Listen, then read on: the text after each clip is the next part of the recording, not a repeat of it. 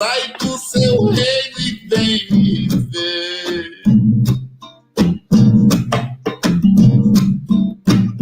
Olorum, seu povo está cansado de sofrer.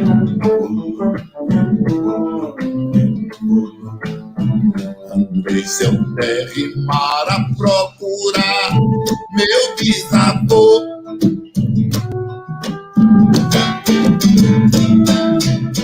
Quando saí pra viajar, mamãe chorou, pois minha família se perdeu na escravidão.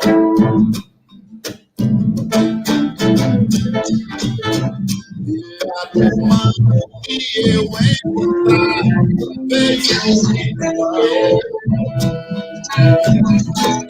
e eu peço ouro, sai do seu reino e vem me ver. Olorum, seu povo está cansado de sofrer. Olorum, olorum, olorum, olorum, sai do seu reino e vem me ver. Olorum, seu povo está cansado de sofrer. Olorum, olorum, olorum, olorum, olorum, sai do seu reino e vem me ver.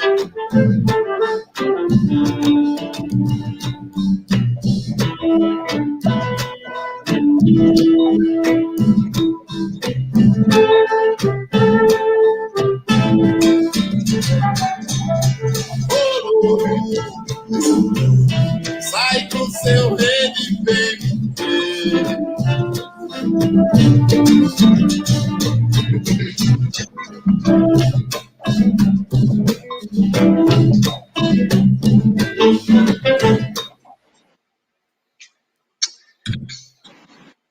Hello.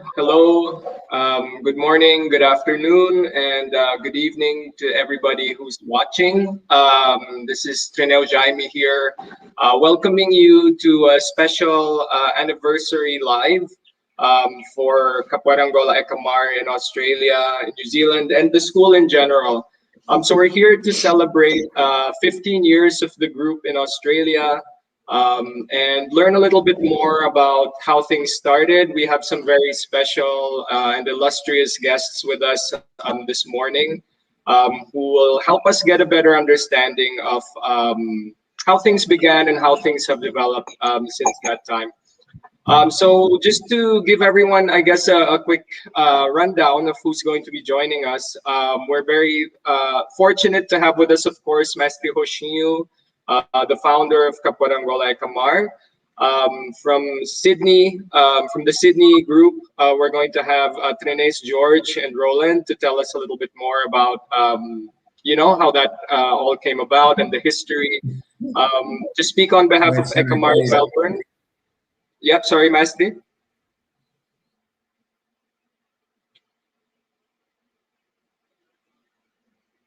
So, sorry, just to go on. On behalf of ECAMAR in Melbourne, we'll be having Trenes, Fernanda, and Fabrice. And from New Zealand, we're going to have Trenes, Elliot, and Esther. So, I guess, yeah, without further ado, Master, are you there? Yes, I'm here. Yeah. Yeah. Yeah. So Mestre, it's obviously a very special occasion. It's a very big moment. 15 years, it's almost unbelievable to think about how much time has already gone by since you first arrived in Australia. So for such a long period, you must have so many memories, so many thoughts, so much history and experience. So could you tell us a little bit, like, what's going through your mind right now? What are you thinking? How does it feel? Have you what reflections have you been having about this entire experience? Wow. Wow. First, first of all, bom dia, good morning. A minha memória ela ainda está em processo desse tempo que se passou, né? É até assim assustador de ser tão rápido, 15 anos, mas foram assim 15 anos incríveis. Eu acho que de muito aprendizado primeiro, né? De muito aprendizado. Eu acho que isso é o grande trunfo desse processo que se passou e de muita troca. Eu acho que de muita troca. A Austrália era um país desconhecido, extremamente desconhecido para mim, né? Eu não sabia nem aonde ficava e nem tinha ideia nem da língua que falava, né? E olha que hoje eu tenho cidadania australiana, né? E 15 anos se passaram e raízes foram fincadas. Eu acho que a vida ela escreve caminhos que a gente percorre sem perceber que a gente está percorrendo esses caminhos e que quando eu falo de Austrália eu tenho que falar sempre de Austrália e Nova Zelândia, porque por vários anos eu precisava e ia na Nova Zelândia quase que 2 ou 3 vezes por ano. Nos primeiros 5, 6 anos de Austrália, não tivesse um ano que eu não fosse à Nova Zelândia por 2 ou 3 vezes, né? Então, todo o processo foi feito nesse transatlântico entre Nova Zelândia e Austrália. As memórias são muito boas e conquistando bastante relações, amizades. Alguns ficaram, outros passaram, né? A construção do trabalho na Austrália, ele produziu muita coisa boa, produz muita coisa boa, consiste em muita coisa boa, construiu muita coisa boa. Eu acho que isso é a grande felicidade que eu tenho. So just to give everyone like a quick translation of what Master is saying, you're saying that it's kind of overwhelming that he's still actually processing the totality of the experience, and it's even a little shocking, to think about how fast the time has passed by. But that overall, he thinks it's been an incredible experience. It's been a great achievement. The period has been filled with exchange. Australia was a country that was largely unknown to him before he went there. He really had not much of an idea about it. He didn't even know what language was spoken there or where it was. And look now, like looking back now, how far he's come. He even has an Australian citizenship, he was saying. And that just shows to him that life sometimes creates these paths for us that sometimes we tread without even being aware that we're already on them. And to speak of Australia, Master was saying, it's impossible for him also to separate the experience from his time in New Zealand and his experiences with New Zealand, because since the very early time, like he's been visiting New Zealand for Kaparangola 2 to 3 times a year, and so he has a very strong connection there. And just to say that the time that he's been in Australia, he's met a lot of people, he's made a lot of friends. Some relationships have stayed, some have gone, but that he thinks like his time there has produced a lot of things and has been very useful and productive. Great. So like as Master was saying, it's been a very long journey when we think of something that's gone on for 15 years. And myself, as somebody who is fairly younger in the group, like I don't really have a clear picture of like how things actually began. And so I think that was one of the motivations behind doing this program, was so that people in the group who are newer, as well as friends of the group who might not have been there at the beginning, could learn a little bit more about that. So George, Roland, you guys were actually doing capoeira before Master arrived in Australia. Could you talk a little bit about that? What was that like? What was the scene like? How was it when Master had just arrived? How did the group itself come to be in Sydney? And maybe tell us a little bit about how you got over some of the challenges that you definitely encountered along the way. George, you want to go first or me go first? Me? No? Okay, look, I'll keep it simple. I'll keep it in English so you don't need to translate, okay? I appreciate it. Look, I met Mestre Oshino in 2006. I won't go too much into the sort of the situation it was beforehand, but it was an event being run by Geronimo.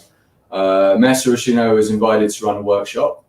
We had about 20 students there at the time. So I remember when he came along, it was something we weren't quite used to. The workshop was really, really intense. I'd say not just the movements, but how he structured the class, his style of teaching, the intensity, and sort of the knowledge he passed on within just a few hours really sort of resonated with me and a lot of students there at the time. We weren't used to that sort of intensity going through. The class was more sort of, that we were with, more sort of contemporary and Angola. So the fundamentals and the knowledge he was passing on straight away, it was like, oh, okay, we've got something here. Not long after Mestre Oshino left to go to Brazil, to go back to Brazil, Geronimo announced that he was going to travel. So he wasn't sure when he was going to return, if he was going to return. So this left a few of us there with the situation.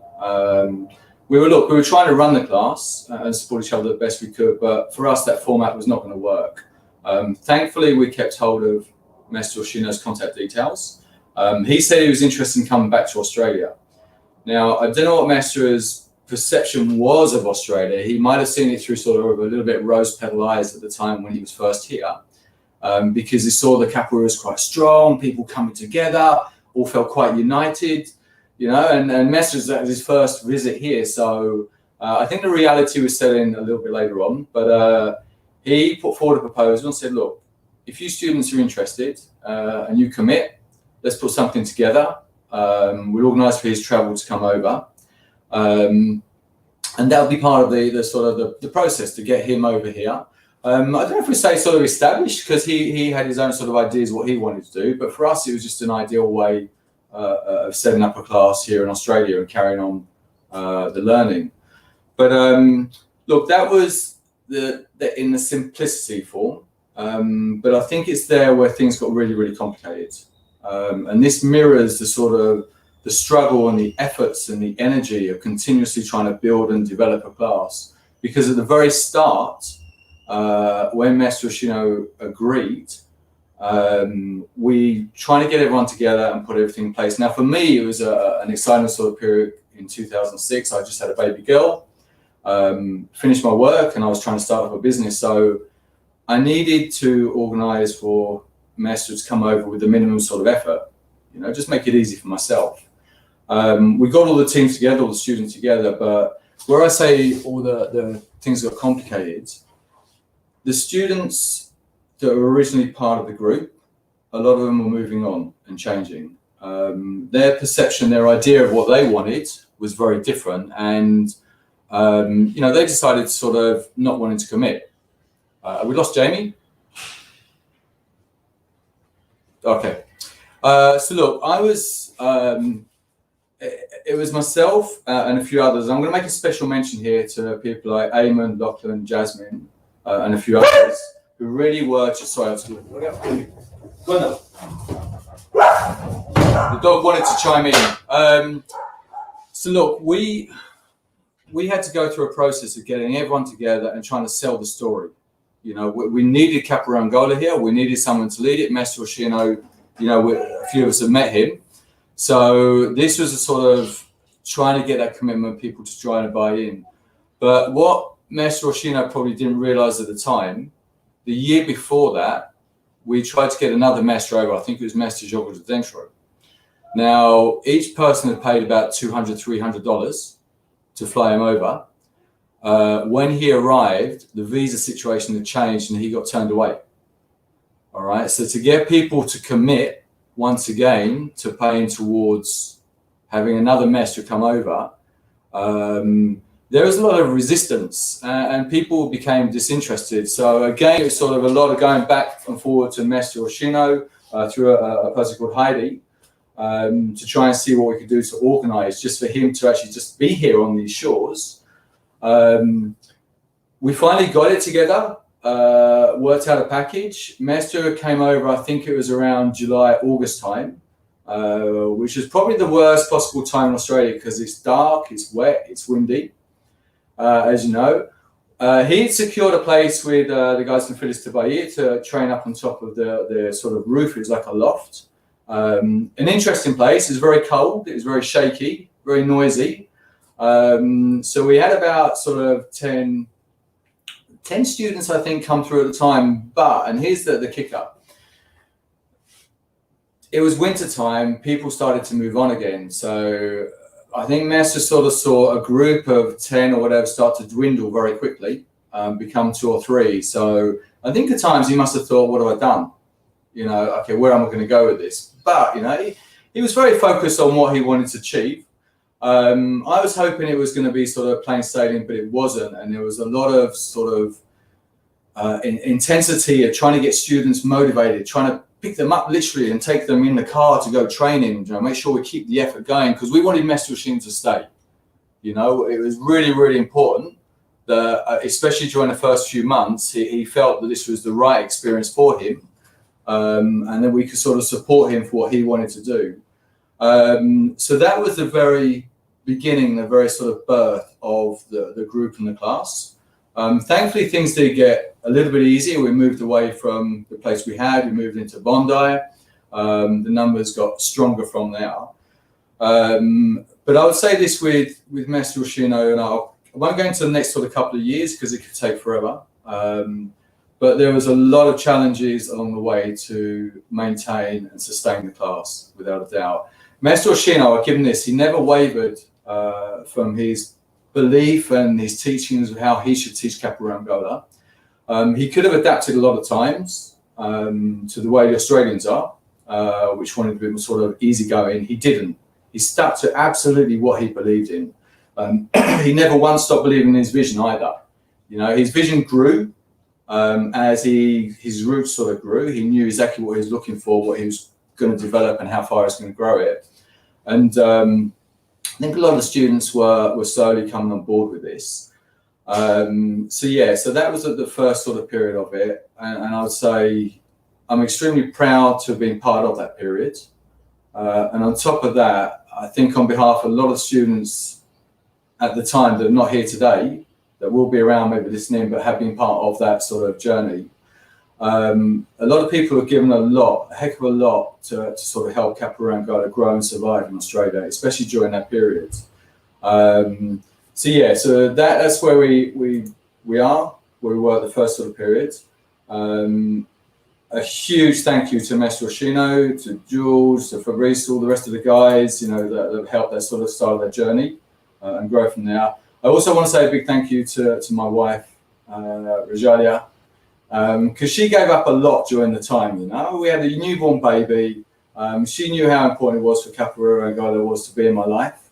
And that first year or 2 years made me realize just the intensity of trying to keep a school, Capoeira Angola, to preserve it, to help it grow, and how much commitment you have to give. It's not something you can just suddenly pick up like a gymnasium ticket and walk away, you know, and come back and go. It doesn't work like that. So, and I think that sort of commitment shows yesterday and today as well with the current students. So, yeah.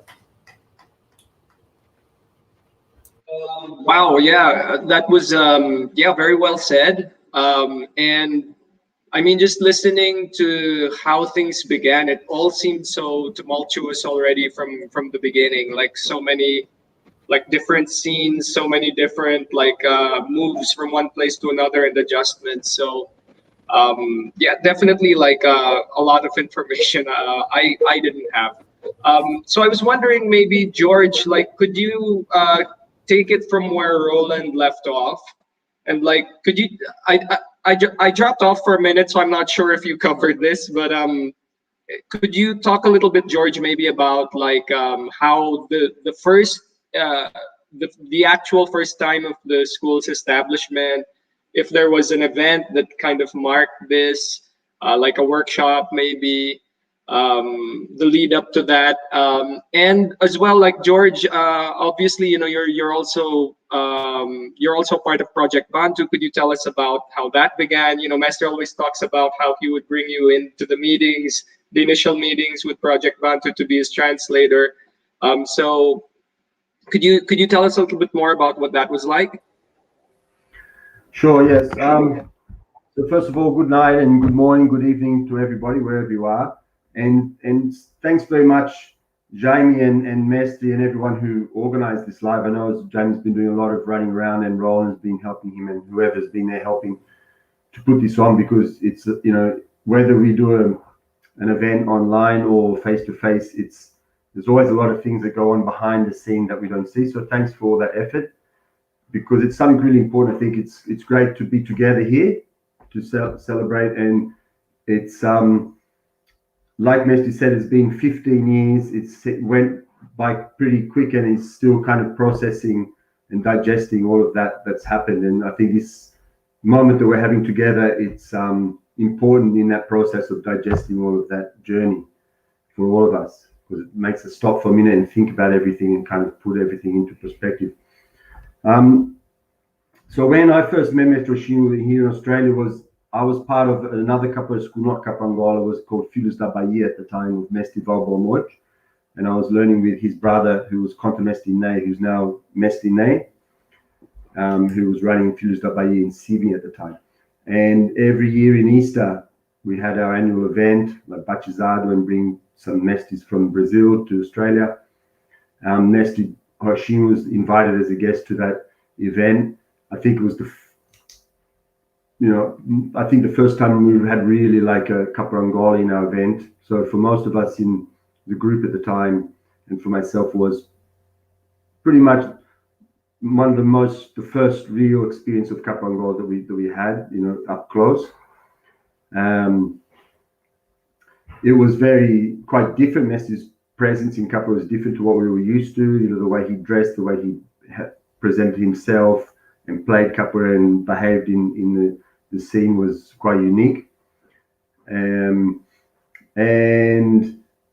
then initially that event always happened in Melbourne, and then it moved to Sydney over the Easter weekend, was over the Easter weekend in Melbourne. The following weekend was in Sydney, and then we had workshops again in Sydney. That was when Mesty had gone to had an event with Geronimo while he was in Sydney. And then the people, there was a group in Sydney that were already doing Cap Angola, Roland and some others. And then there was I remember a meeting at the time of the students that were interested in having Mr. Oshino stay in Australia. Like Roland was explaining, that teacher was leaving at the time, and they were still interested in learning about Cap Angola. They invited Mr. Oshino to come and to establish Cap Angola here. And I was part of that meeting as a translator. I was translating between Mr. Oshino and the students. And like Roland was explaining, everything was sort of took a time. Mr. had to leave Australia at the time and then came back again.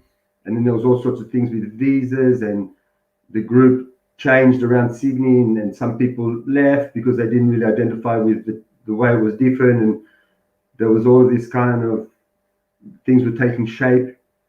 I think that looking back at the time, it was hard to see that the shape it was taking, you know. But now looking back, you can see the shape it has taken. But it was difficult to see the shape. But Mesty obviously had that shape in his mind that he was focusing on, because he stuck to his vision, and the shape appeared eventually. I became part of ECAMAR school after a couple of years. I still stayed connected with the school I was in, but I was always participating in things that were happening with what Mesty was doing, going to the class, helping with translating and learning about Capoangola, because I was interested in developing more my capoeira and getting closer and closer to the side of Capoangola. And after a couple of years of sort of being in between, I ended up changing over to focusing on Capoangola and becoming part of ECAMAR school. But it was a process of time because I was quite connected and identified with the capoeira that I was doing beforehand. At the time as well, there was a student in the group, was Jeannie or Carol, who was working in STARTS. STARTS is an organization that works with refugee people settling in Australia. And there was somebody else in the group too. Juliana was also working at STARTS at the time, but I believe it was Jeannie who came with the idea to bring Project Bantu and present it to STARTS.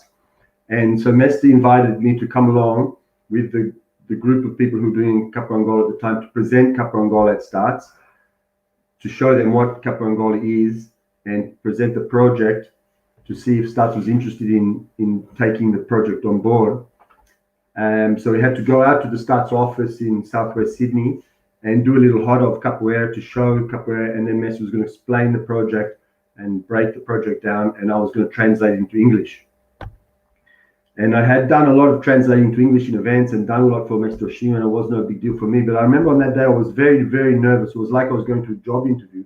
I think because Messi had said to me, "This is really important. You better get this. Make sure you get this right. This is really important." On the way there, and then he kept again, "George, this is important. Make sure you translate this correctly." And I'm not sure if it was Messi emphasizing how important it was. I don't know. But when I got there, I felt like I was going to a job interview myself. I was very nervous, more than I had been translating. And later on, probably more than 10 years later, I end up employed in STARTS now, working Project Bantu with Mr. Oshino. And so I think it was a little bit of a job interview for me back then without realizing it, because later when I approached STARTS, I didn't have that nervousness anymore. I think I got that out of the way back then. But that was how Project Bantu started into STARTS, and Mesty developed that project along step by step. It started off very small. I think that it started with a very small group of Timorese kids in the office one day a week, and then grew to another day, and then went into a school. And then I remember Mesty was carrying all his instruments on public transport to get out there to do the class. And then after a while, someone put a couple of $100 to say, "Look, buy yourself a second-hand car so you don't have to go on transport." And it went step by step to become something full-time. And with a lot of support of someone, Chiara Ridolfi, who's someone really important in ECAMAR Capoeira in Sydney and in Project Bantu, especially STARTS. Chiara now works for STARTS as well. She's a counselor in STARTS.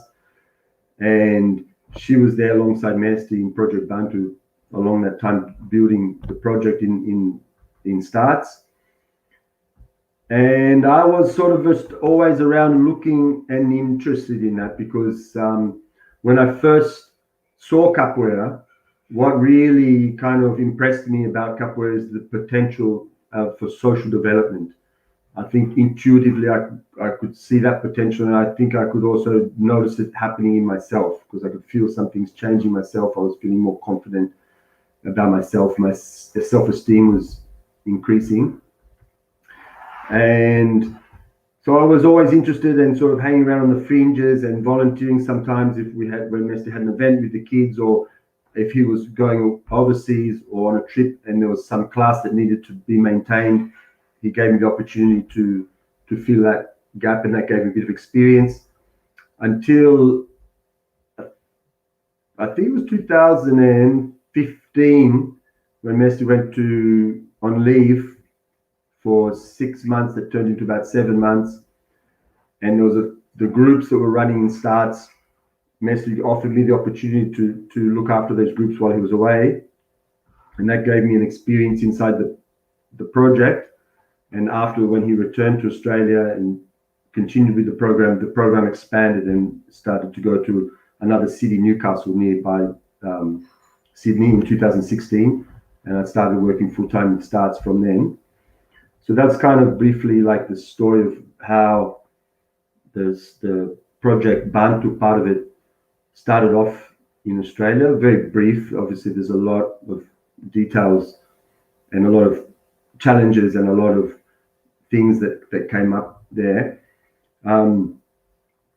One thing I just want to mention, I know we're going to talk, Esther and Tukan are going to talk about New Zealand, but I remember one thing about New Zealand was when Mesty first was in Australia, and he said to me, oh, you know, there's someone in New Zealand who's invited me to go and do a workshop there. I can't remember, he might have been asking me if I'd known the person, because he didn't know the person. So I don't know who was doing capoeira in New Zealand. Who is it? It's this guy's called Mesty Bravo. I said, Mesty Bravo. Well, be careful, Mesty. You know, with his name, Mesty Bravo. You better be careful going there. Don't know the guy. His name's Mesty Bravo. Sounds dangerous. Which is, if you know Mesty Bravo, is not dangerous at all. You know, maybe they should have called him Mesty Mansour, because he's very soft, gentle guy. But yeah, I think that's enough about that for now. George, could you maybe talk about like a little bit, like were you there? I'm not sure. So were you there at like the first ever event that ECAMAR put together? And like what was the first like occasion or event in which like it became official, like ECAMAR is now established in Sydney? I'm not sure if you can talk a little bit about that, but if you were there, like what do you recall about that time? I was there on the first event, like official event we had, was in the pavilion, and we watched a documentary. I think it was Manjing in Manhattan, and we had there was the guy who made that film there, presented the film and talked about it, who was his name slips my mind now. I'll come back to me. He was living in Wollongong. He was a professor of university here in Australia. Greg. Yeah. Say again, Mesty? Greg, that's right. Yeah, so Greg came up to Sydney. He presented his documentary. We had a discussion about the documentary in the heart of Capoeira. It was like a one-day event. Then we went and had a mukeka in Mesty's house. Mesty was living with Fabrice and I think Violera as well at the time. Jasmine. Was Jasmine? No. Was Fabrice and Jeannie. Yeah, Fabrice and Jeannie up in Tamarama. And yeah, I remember the event was a great event. It was very small, very cozy event. And I think it was the first time I really played a game of Capoeira Angola in a Honda properly, because I remember afterwards, they said, you played Capoeira Angola today. I had a game with Caracol, who was an Irish guy living in Sydney, who was very fundamental part of the Capoeira Angola in Sydney at the time. But him and his wife moved back to Ireland. And yeah, I was there. I think that was the first event, but I can't say exactly when the ECAMAR was officially ECAMAR in Sydney, but I suppose was then at that event. You know, correct me if I'm wrong, Mesty or Roland, but I would say that event kind of marked ECAMAR really being established as a school in Sydney. And the time probably was about, I suppose it was a year. Mesty had been there for, I think, a year, and then had put that event on. And after then, there's been every year an event. The only year we didn't have an event was last year for obvious reasons. But it's been an event every year and had a lot of really important capoeira masters of Capoeira Angola in Australia. Last year we had the event was planned, and we were going to bring Master Jean Grange to Australia last year. And I think that was going to be the goal key. I think after bringing Master Jean Grange here, there was no one else left really it was needed to bring, because we'd had really a lot of big name. Mr. Moraes had been for Benny, Mr. Jorge Dentro a couple of times, Mr. Plinho many times, Mr. Augusto many times, Mr. Rosangela Silvestre with Afro dance, Orsha's dance a number of times, and Mr. Mandela, and many Trainels and Contomestes from Brazil, and Mestres, Mestre Cris, Mestre GG many times. They had a lot of very good quality capoeira events every year in Sydney, and always a lot of support, you know, from New Zealand, from the other states of Australia, always the people from Melbourne coming to Sydney, from Brisbane, from Adelaide, even from Perth. There was a Spanish guy who used to come every year over from Perth. Then he had the last few years he became a father, and he stopped traveling so much. Yeah, that's right.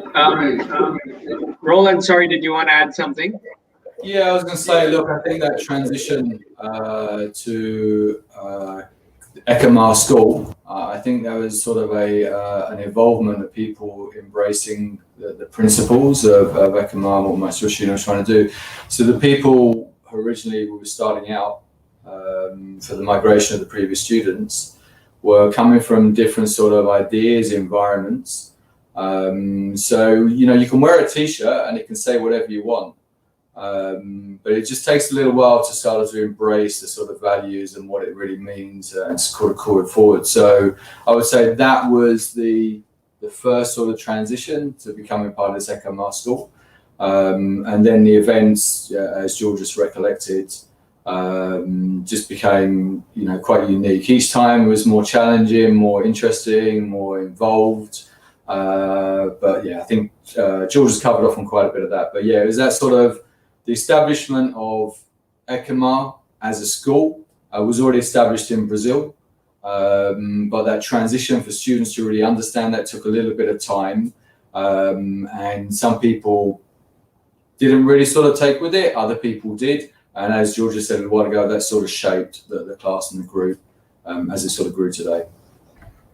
Yeah, I think it wasn't really something like, okay, today the class is the first class here at 6 p.m. That's it, ECAMAR has started, and now this is the group and you're the group. It wasn't like that. It was more like planting a seed, where you plant the seed and then you put some water and then you put what it needs and then you give some time and then you wait for it to sprout. And then after it sprouts, starts to grow. And then after it grows, you go and plant it in another spot, and then the leaves come, and then after the flowers and the fruits is going to arrive. So it was something, the dynamic of it wasn't right from this time or this date in Australia. It kind of grew up a little bit, took time to grow up. It's always been like that. It's always been taking time to grow up in the group. You know, it didn't start anywhere quickly. Like even to start another class, either in New Zealand or like yourself in the Philippines or in Melbourne, wasn't something that just happened really lightning fast. It was something that developed very naturally in its time that it needed to take to develop in the right way, that it was going to be sustainable and solid with foundation. And it's something that sometimes it moves so slowly that you know, it seems like it would take forever and never really get there. But looking back now, I think that, you know, the group has never really been really big. It looks like it's never going to grow big, but it's not about growing big. It's about when it gets there, it still stays there. And, you know, like we always using this analogy of planting a seed and growing something. Well, a plant or a tree has got to be planted in the right way, in the right spot, because when the floods come or when the droughts come, it's got to survive through those times. And it doesn't need to be big to survive those times, but it needs to be planted in the right way. You know? And that's something really important. That's something that I think we've witnessed and understood and we've learned about, because that's something you can reflect to life as well. We're always looking at what's happening in Capoeira. Hi, Rojale. And what's happening in Capoeira and in life. And I think it's a lesson in life that life is not fast or slow. It has its time. And I think as Rajali just demonstrated then, life goes on no matter what. Yeah, well, that was like, thank you. That was a lot of information like that I didn't have personally. Like, it's definitely given me a better understanding of how things emerged and how things progressed. So George had mentioned actually that Master was living with Fabrice at a time, and I, you know, through the process of trying to unearth a little bit more information about the history of the groups and whatnot, I recently found out that Fabrice and Fernanda actually used to train in Sydney. I didn't know that before. So I was wondering maybe. You know, obviously Fabrice and Fernanda lead the nucleus of ECAMAR in Melbourne at present. So Fabrice, Fernanda, could you tell us maybe a little bit about what the experience you had initially with ECAMAR was in Sydney? And so how did it actually move to Melbourne? Whose idea was it? how did that start? You know, what were some of the challenges, the barriers that you encountered along the way? You know, especially with Mestre not being there physically, like all the time to take charge. Fabrice, do you want to start, or are you there? I don't know. So hi everyone. Hi Mestre. Nice to see you again. And so actually, I didn't had the chance to train with Mestre in Sydney. So I was living in Salvador, and I decided to move to Australia. My sister was living in Sydney, and so my idea was to stay 1 year to learn English and go back to Brazil. And I knew Mestre Rochinho was here. And I knew Mestre Rochinho before. We had the chance to play at Mestre Plinius encounter, and we met him a few times. Actually, I knew Mestre Virgilio more than Mestre Rochinho because in Salvador, he used to go to Mestre Lua's Roda very often. And then once I met Mestre Rochinho, Capoeira Viva, I think, meeting, remember Mestre? And I was, I'm going to Australia. So I know you're there. And he said, oh, yeah, I'm leaving Sydney. Go there. So let's meet there. And then I moved to Sydney. But I had classes at night. So because of the visa, I couldn't miss the class. I had to attend at least 80% of the classes. So I couldn't go to Mestre's classes. But I was going to the Roda. And almost every Roda, I think in that time, they used to have Roda every week. So I used to go very often to the Rodas. And as well, meet Mestre, the group, going out with them, very close to them, but I couldn't attend the classes. And yeah, the idea was to stay 1 year, but then I stayed 2 years in Sydney. And I was about to go back to Brazil. And I said, maybe I'm going to move to Melbourne just to have a bit of experience. And then I go back to Brazil. And then when I moved to Melbourne, a Mestre said, yeah, give him some support to Trena Martinica. He's there by himself. So yeah, so go there. So I felt like a lot of trust, you know. He's saying that because I wasn't even having classes with him, but we knew each other. So I said, oh, nice, yeah. And then I arrived in Melbourne. So Fabrice was quite open, you know. And yeah, I arrived slowly. But I think in the first year, I had a back injury. So I couldn't train for almost 2 years. I was together, you know, like being there in the Rodas, but I couldn't do much, you know. And then after almost 2 years, and then I started teaching with Fabrice, with Martinica. So, and actually, yes, I didn't teach capoeira in Brazil, in Melbourne, without Mestre being next to me. So I started teaching and I learned with, of course, Mestre supporting me, you know, we talking, having workshops, visiting Sydney. But yes, I learned mostly with Fabrice as well. So next to me and Mestre guiding. So this is yeah, I wish I could have classes very often with Mestre. So actually, just a few times per year. Yeah, when he comes here, when we go to Sydney. I think Fabrice can talk more about the group in Melbourne. So is that ready, for Fabrice? us to talk now? Yeah. Yeah, can you hear me? We can hear you. Thanks.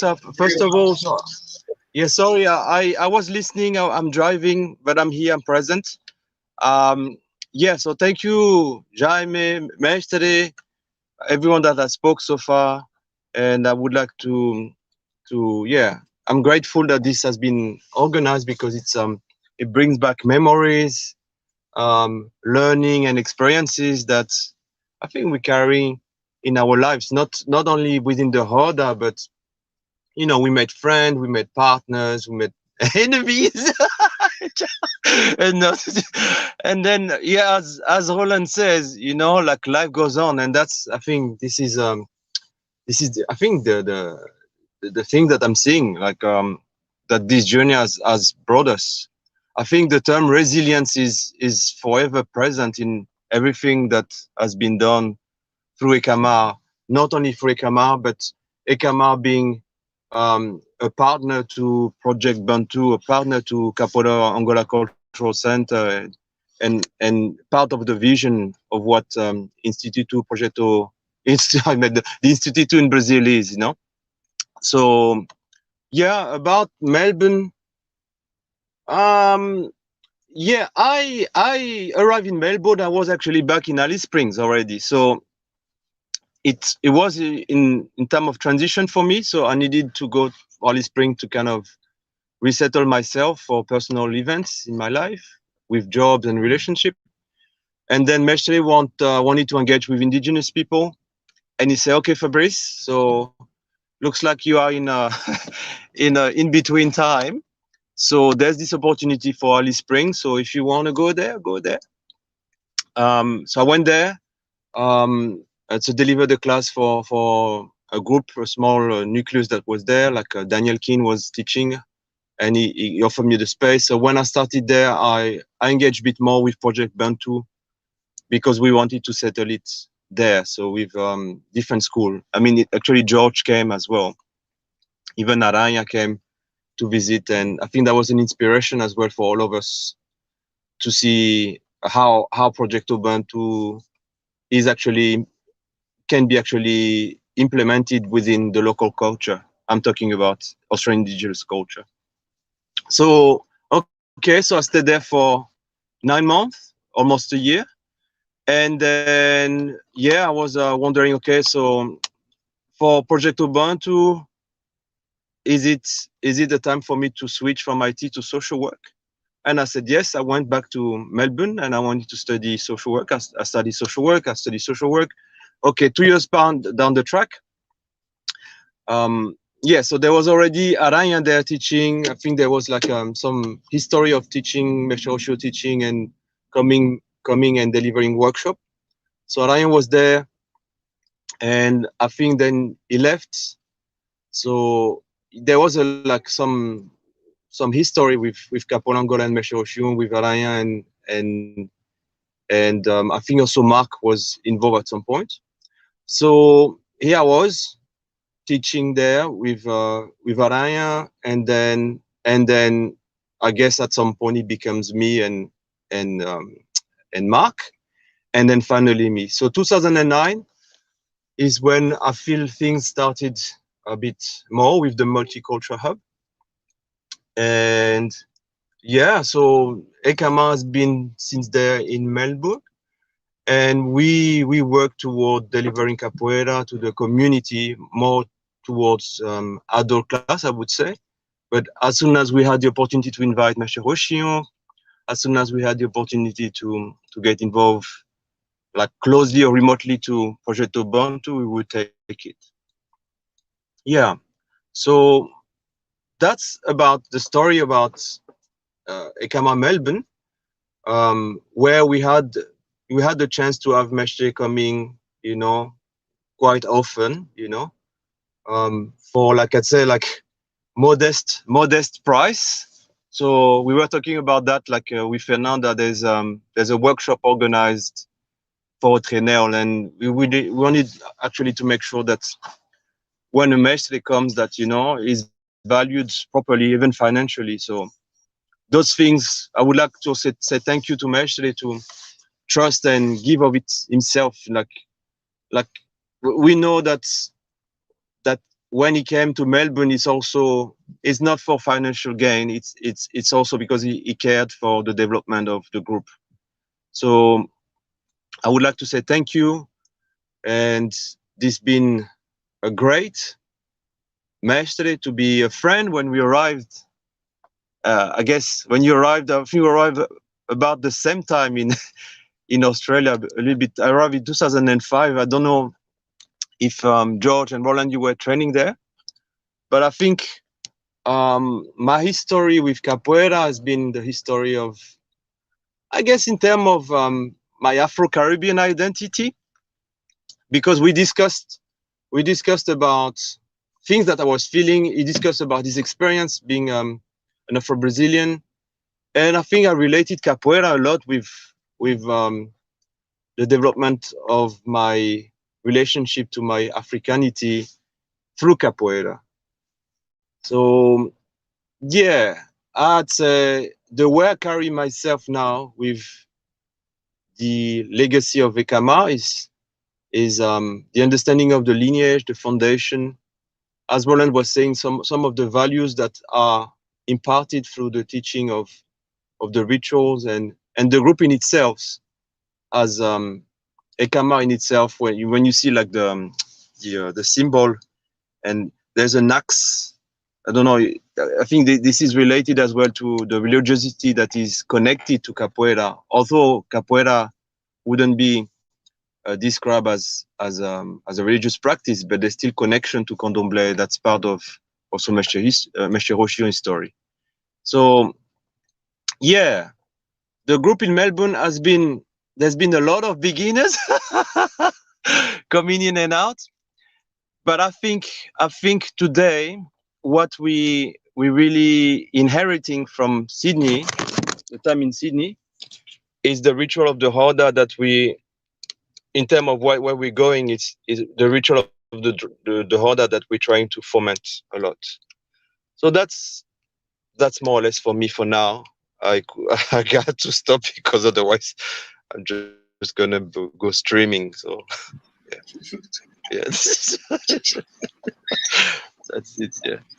No, I think you both have shared like so much. Like there's just so much information there that we could talk about from from what Fernanda shared about like I didn't know that she met Mestre before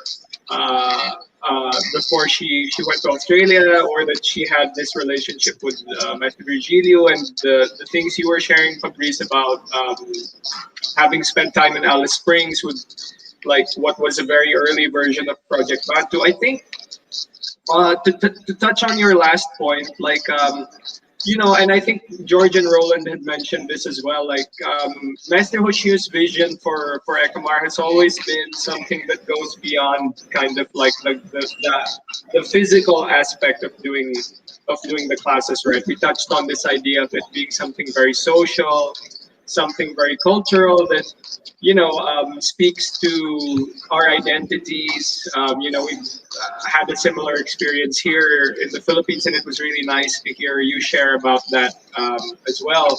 So I guess I want to throw the question then to the folks from New Zealand, to Trinao Escar and Trinao Tucano.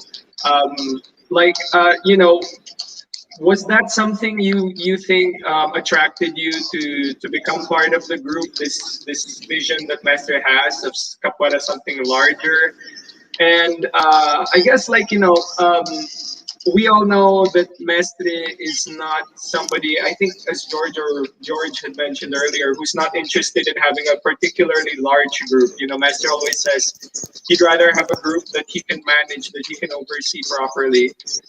So you could say he's very particular about where the groups go. So how does that feel, like that idea that he was very willing to kind of establish something in New Zealand, while the group there may be relatively young as a group, like you both have very deep and long-standing roots in terms of your relationship to Mestre and to the community, as he said.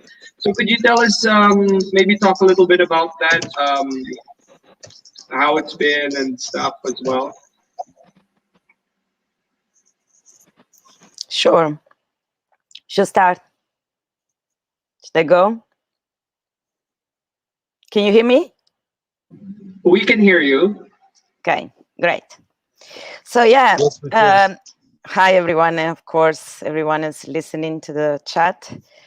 And it's been great to have this moment, really, as you were always saying. Thanks for me putting on, because it's crazy. I like the journey of everyone's, and how we get here with everyone's carrying its personal story. It's very nice to hear all of your visions as well, and glad I can share mine too. just to reply to your question a little bit about the social, if that was a reason not to get like more interested in mestre jobs. Well, I can only start and talking for me, of course. Elliot will talk more later because it actually was here even before I arrived when mestre arrived to New Zealand. So with them, it's been all another, kind of journey which I joined at a certain point. Yes, because I arrived in New Zealand in 2009. Met Mestre just 2010 at this famous, for me, of course, encounter in Rotorua. The first I will participate with the group from Auckland, of course, with Mestre Bravo that you mentioned, and Mandinga. And Mestre was invited with Mestre Plinio. And I already been in New Zealand for 1 year. And myself, I will come like quite an orphan on my European Italian experience in capoeira, because I already had like 3 or 4 years of capoeira Angola, having a group in Italy. Just because you named few at that time already, incredibly, if I think about now, I already met Mestre Joe Grange, because there is a group in Italy, and I will have like gone to one of these canter and Mestre Jogo and Mestre Cobramans as well. So for me, it was like arriving in New Zealand actually to be a little bit orphan of capoeira, in the sense that so far away, of course, and with all the cultural shock about like coming from Brazil. I actually lived here early in Brazil, and it's where I met for the first time Mestre Augusto. Even before meeting Mestre in New Zealand, I met Mestre Augusto because I was living here in the Amazon, and he will have, I think the daughter was living there. So I was training once in a while with this Tintin. We was another Mestre at the time was trainer, of course. And I will met Mestre Augusto there. So think how the circle then closed up years later. And so I came to New Zealand. And of course, that first event with in the Marae with Mestre Chino, Mestre Plinio was just like, of course, for me was filling up my thirst of capoeira again, because really was feeling a bit orphaned. So the first thing that I remember actually about Mestre Chino was the seriousness, that it brought to the event and to the road. And that was in a good sense, and in all the sense that we know. But that seriousness about like, this is a serious stuff, that's probably a bit different from how living in Europe as well, because at the time I wasn't aware of all the connection, with the capoeira and all the social or like, even personal transformation that capoeira can bring and brought clearly to all of us. So for me, it was really like, wow, Mestre, I had like such a good moment of like meeting this great Mestre, and Mestre Plinio was a great time with like, of course, feeling home, some feeling of feeling home. And that was from a couple of years. Of course, Mestre was in Australia, coming, as he said, a few times in New Zealand, having this workshop, and I will, of course, participating. And it was actually me, after a couple of years, asking Mestre to join the group, because I really felt that his vision, and of course starting knowing the work with Project Band to start coming to Australia for the few times, I really felt like that's something that I would really want to tie up my, my experience to. So Mestre, of course, acolheu, receiving me in the group, as all of you did, and that was just a start of another process for me, because yes, as Fernanda said, we didn't live in with Mestre. So as said, for me, I start training with Mestre only when I could come to Sydney, when he would come to New Zealand. But for me, it was already a lot, of course. And also Mestre, was trying to, of course, helping me with living capoeira and trying to start, for example, the project Bantu also in New Zealand. I remember I've done for a few research about the schools that could run, or the refugees camp that could run the project. But in the same time, my personal life took over in a way, in the sense that I start working very hardly, or in my job, the time was the tour guiding. So just like really the physical condition, I could even have like, a week at home by myself, imagine to have a class or something. So for years, it's been a bit difficult, as probably, I must know more, because I was getting really frustrating. Of course, wanted to be in the group, wanted to participate, wanted to develop my capoeira, want to give back to the mestre, but in the same time, all the practical and clearly the jobs was stopping me. So it's been a few years of difficulties, but the very good note on this, and all around these times, I never felt like actually lost in capoeira with mestre, especially with the group is difficult, because like, the group really, you need to be there and participate to share, but with mestre, it always been also those moments, those travel with actually with mestre 2 times to Bahia, and there are, things that I will never forget, and George was there for times, and Fabrice, I was just remembering the first time that me and Fabrice were together in Brazil, even before like another trip that we did all together with mestre. So it was great, because in those moments I really got to learn capoeira from the vivencia. Mestre always speak about it, and I really felt like, it took me in every place. I was hosted in Mestre's mom houses, just around the corner from Mestre Vigilio. We went to, he showed me the place where the group did, the Mestre Virgilio group started and trained. I will never forget those moments. Like really, enrich my feeling of be part of this big things. It's not just training the group. It's not just, of course it is learning the movement, learning to play, but yeah, there is a lot of stories that I feel the master was so keen to share with me. And with all of you, I'm sure, you all have this feeling, but we all did in a different moment and in a different conditions. So great moments, of course, like all these memories, and a bit of frustration, of course, because it couldn't be like so smooth to have in a group year, or for me, actually, to practice capoeira in the last few years, really.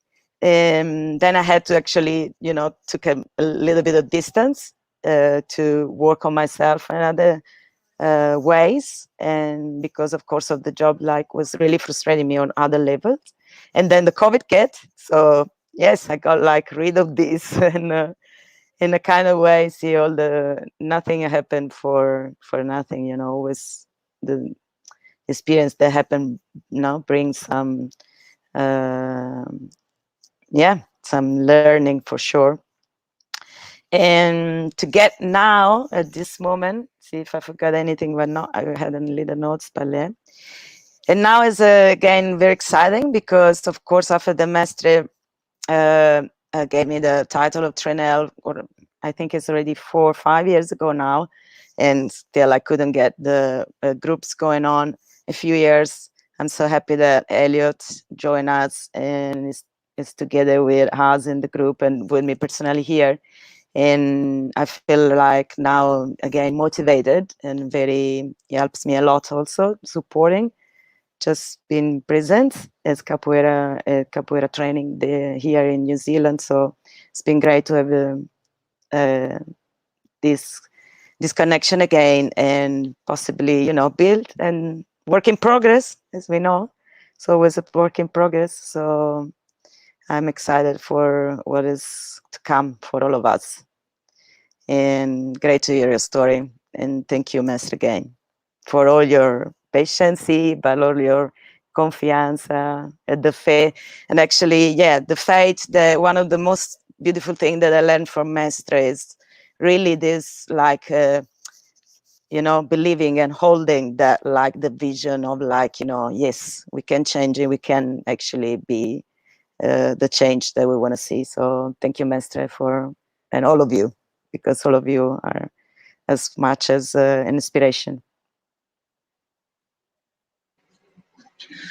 Well said, well said. So I think, like, when I was listening to what you were saying, Esther, like, it really becomes apparent, and listening, reflecting on everyone else's speeches. Like it really becomes apparent that when we talk about the journey of the group, it's also very much the journey of the person as well within the group. So could you, moving up, Elliot, could you tell us a little bit, like, you've known Master for a very long time as well, even before joining the group. Talk a little bit about that and how you think things developed into, now leading the school in New Zealand, as Esther was talking about. And maybe tell us a little bit about, like, how that's been going and how it started.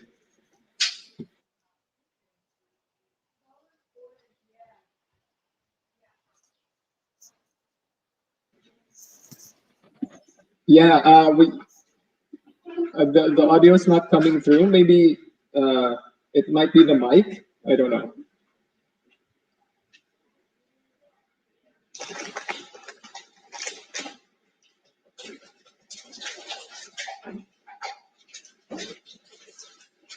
Your microphone, Tucano, you mute. Okay.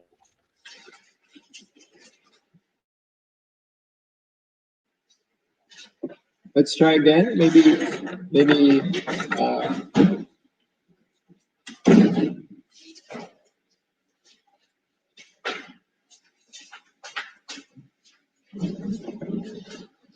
Yeah, we're still not getting the audio.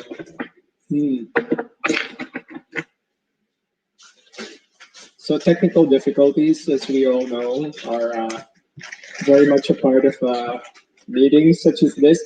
So Elliot is just saying that he needs a few minutes to kind of reconfigure and reset everything, and hopefully he'll be back with us shortly.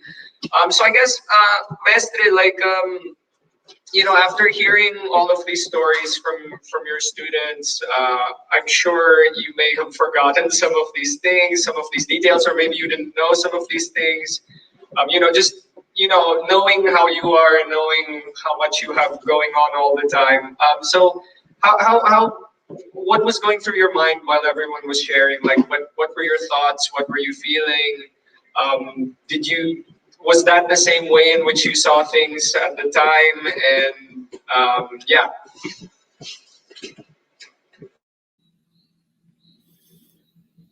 Wow. Sometimes I'm scared of memory. Basically, I'm going to say in English because it's 15 years. I should say in English,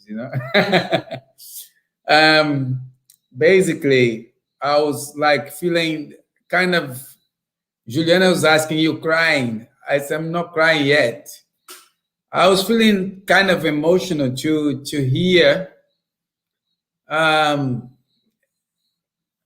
to see Roland telling the story, to see George telling the story, to see Fabrice telling the story, with the respect to everyone else. It's quite,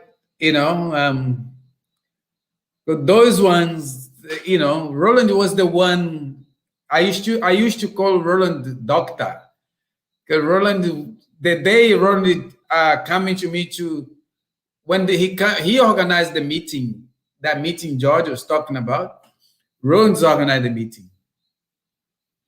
And I was, because in Brazil, when you were all white, or you are from Candomblé, or you're a doctor. So, and I was like calling Roland doctor, but it's beautiful, all those challenges we crossed together was not easy. The time Roland is speaking, that was,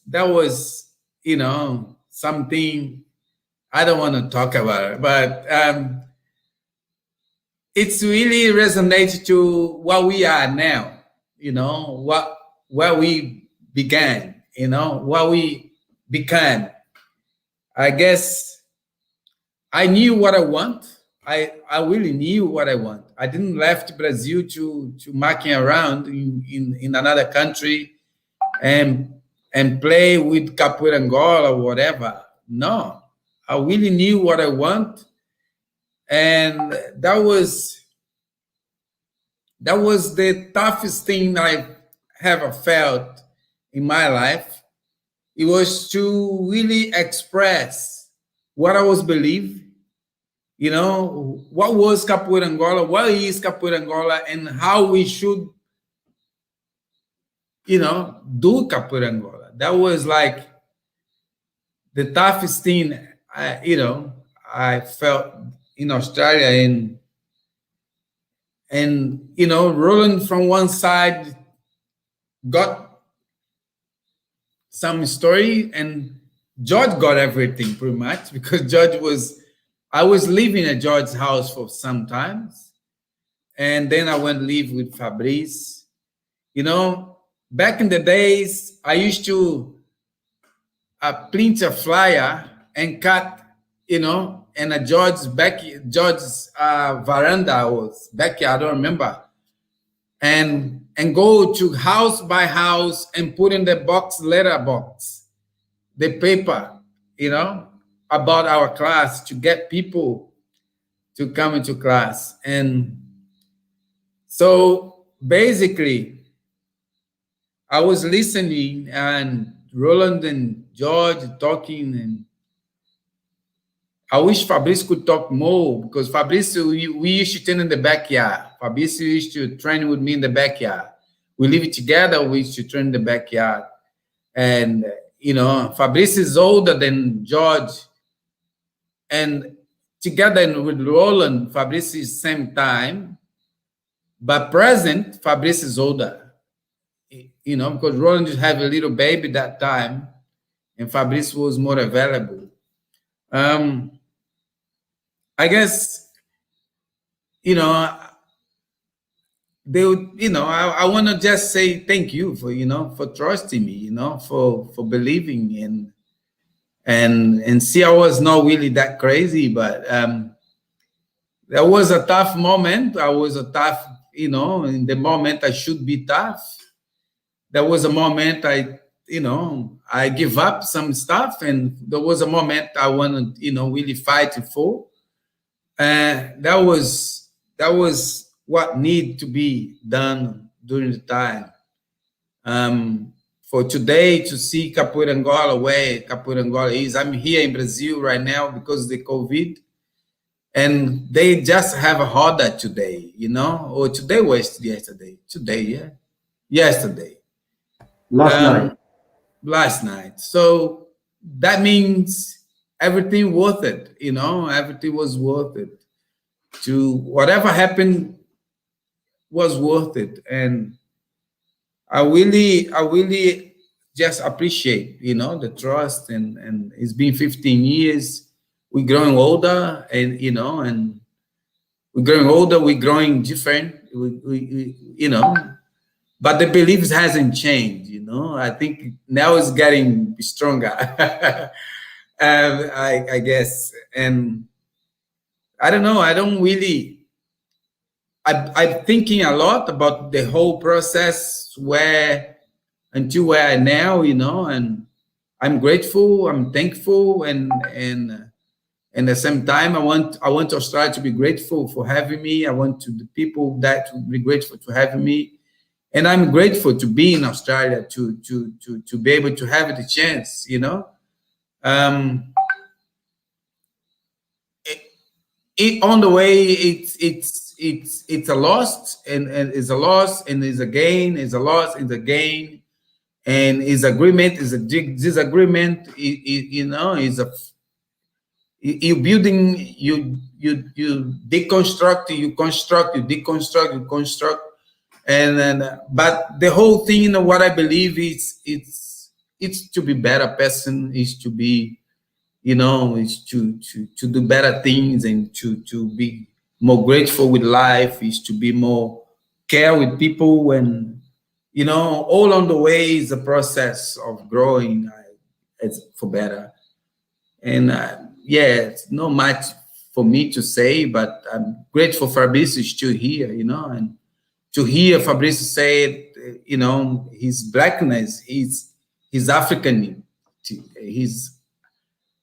it's coming from Capoeira Angola. Yes, because he always been asking, you know, he have to be, you know, that's why he's and you know, the Western countries, it's something such grateful and dangerous, because you know, it's giving but taking so much from you as well, as a person, especially when you come from African countries. Those kind of things, you lose so much, you know. And but I'm grateful, Fabrice, to say that. And Georgia, you know, Georgia, it's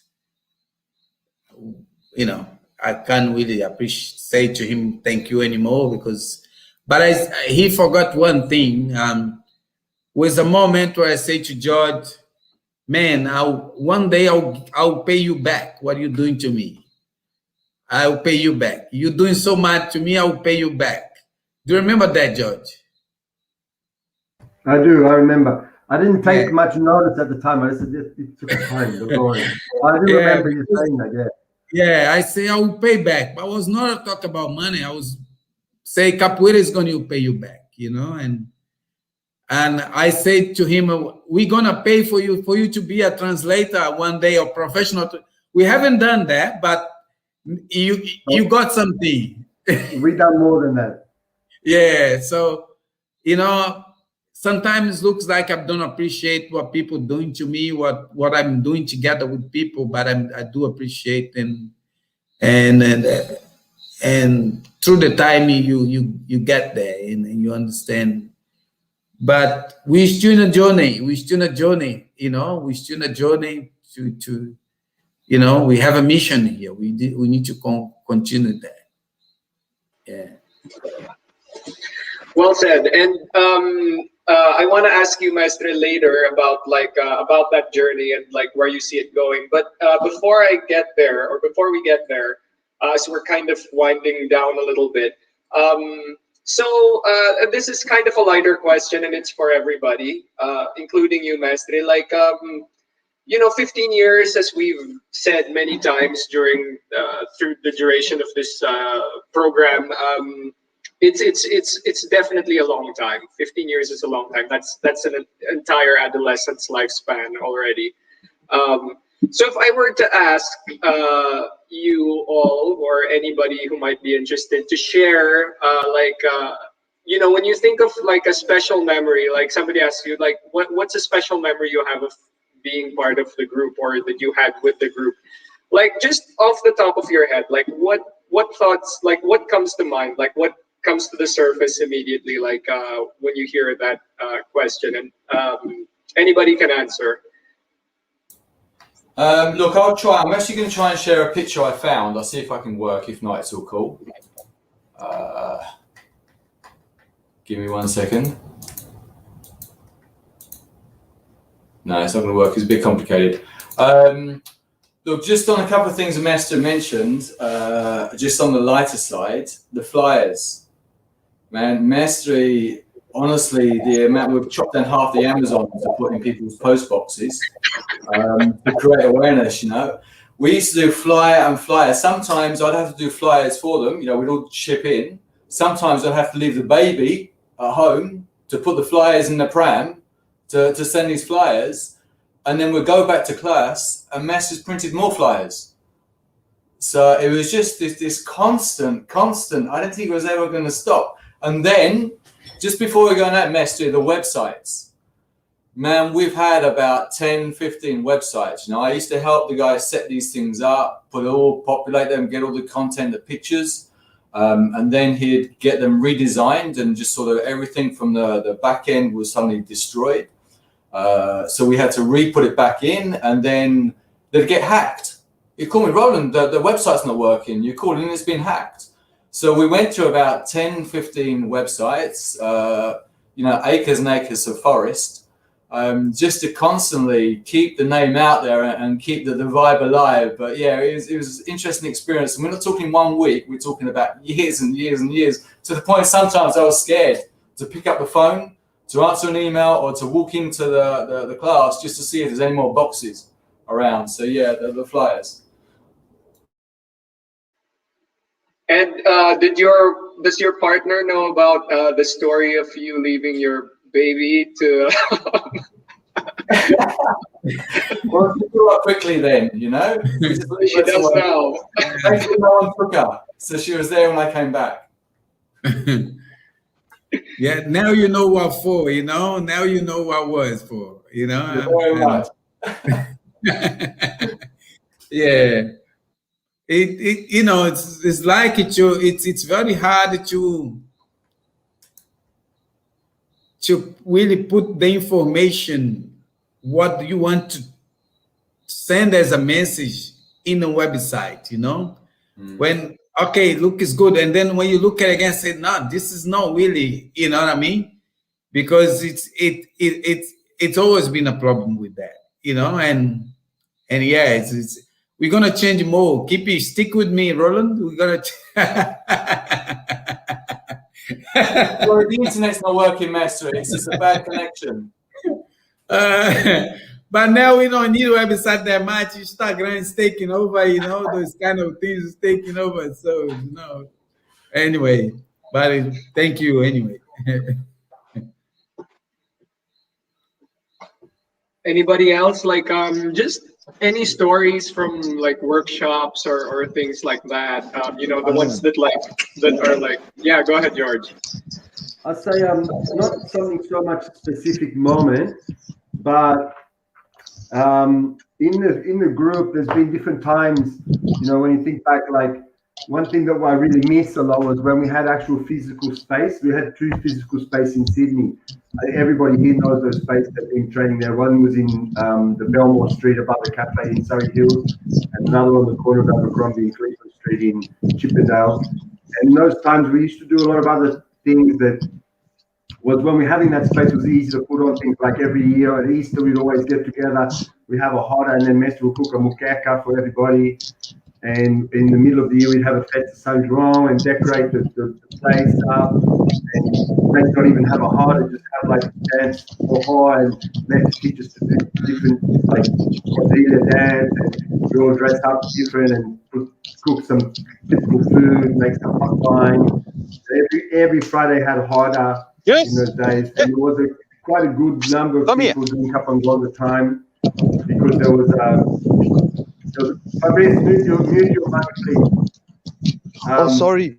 There was a lot of people from overseas, you know. Joanna, who's part of Cementry Angola now in Israel, she was living that year in Australia. There was a couple of Italian guys, can't remember the name, but they were right into Kapangola. And so there was a good amount of people, and people that would visit the Hara. So to have a Hara every Friday night, and then after the Hara, we used to have a beer at the space or get some pizza for, you know, and hang around out together, or go. We always had the local pub and go for dinner. So there was a lot of in those times when we had that space, we had those things. But even without the space, we always have the event. On the event, we always have a party. On the party, we're going to bring a Brazilian band of local people, have Brazilian food, and have these different kind of moments. And the other thing I want to mention was the opportunities. There's always been, Messi's always given a lot of opportunities for us and for other people to step up and have a space. I remember a few years ago, we had an event, I think it was a youth encounter in Sydney, and Fernanda came from Melbourne to facilitate the program. And she said at the end, you know, like, what's really impressing me about you, Mestre, is that you're always giving other people opportunity. You know, he could have put a Mestre there to do that, or he could have done himself, or he could have, but he said, no, I'm going to, you know, Fernanda's there in Melbourne, is going to be good for her, it's going to be good for us, you know, it's going to give her some motivation, some things to engage in, and we're going to have her presence of a female in Capangola who has coming from Brazil and living herself. So giving that opportunity to people. Some of our events as well, we haven't always been bringing masters. Sometimes we brought, you know, Trainer Rafael, Trainer Freguesia, Trainer Jaime from the Philippines, the kids from the Philippines to have that opportunity. You know, imagine, you know, from children like that, from where they cut their background in Manila, to have the opportunity to go overseas and teach other young people in another country.